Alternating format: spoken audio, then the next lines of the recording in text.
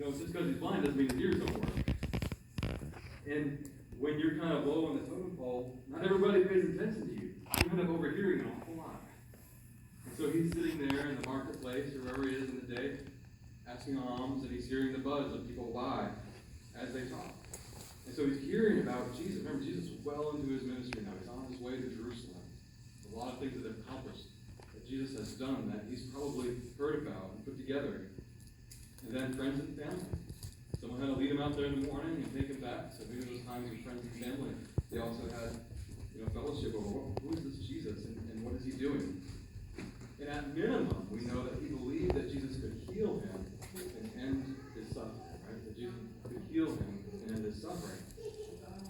However, it also seems like he believed in Jesus as the Messiah. Let me tell you why I say that. When he cries out to Jesus twice, he says, "Son of David, have mercy on me." Now, when the crowd described Jesus to him, what description did they use? Jesus of Nazareth, right? Kind of a geographical title. The term "Son of David" is a messianic title. People knew, especially in his time, what that meant. So when he was crying out on his own, "Jesus, Son of David, have mercy on me," he knew what he was doing. I think the crowd probably knew what he was saying too. And so he's been listening, he's been putting together, connecting the dots. He's come to some conclusions. And he cries out, "Jesus, Son of David." So for us, do we believe enough to take action on Jesus? In salvation, obedience. Is there anyone today who's been holding out and surrendering their life to Christ? Living out faith in him? Just because we grow up in Christian circles doesn't mean we're saved. Doesn't mean we're a child of God. So, have you surrendered your life to the Lord? Believe. And then for those of us who are his children, are there areas of our life that we've been holding back and not yielding to the Lord? We believe that Jesus is Lord and Savior enough to surrender those areas to him. So when people look at our actions, do they say that we believe in Jesus, that he is our salvation, and that he is our Lord? Or do they sing a different tune? Do they make Jesus out to be less than he is? We say his name, but we act in a way that shows who he is. Points to ponder. Okay, the fourth principle.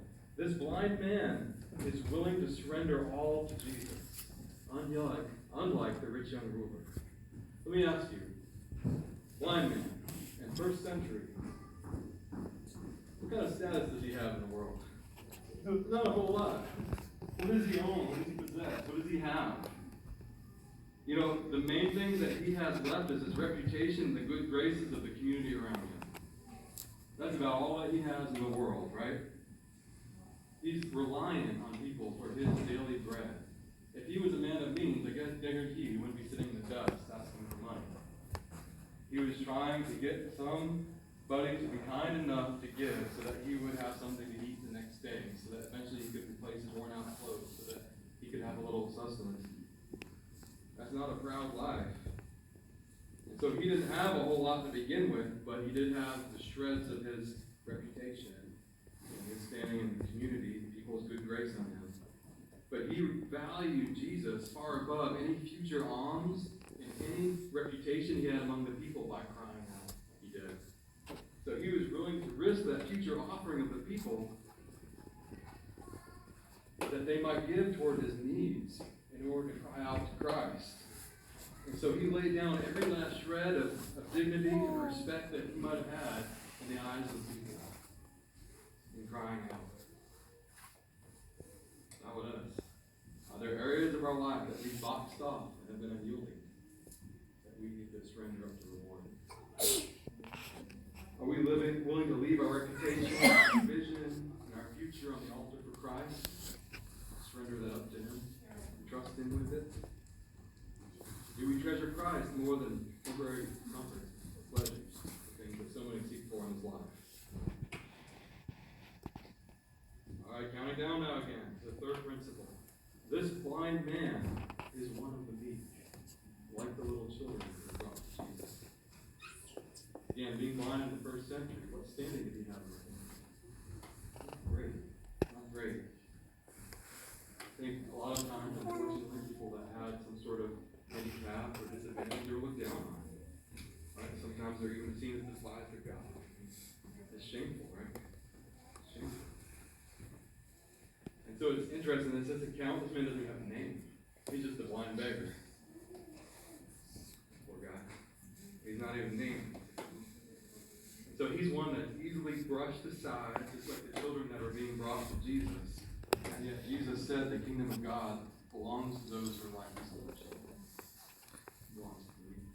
And this man is one of the weak. I came across an interesting definition of being weak that's been a source of conviction to me ever since. One who would rather be wronged than to be wronged. The world would call that a pushover. Somebody who would rather be wrong than be wrong.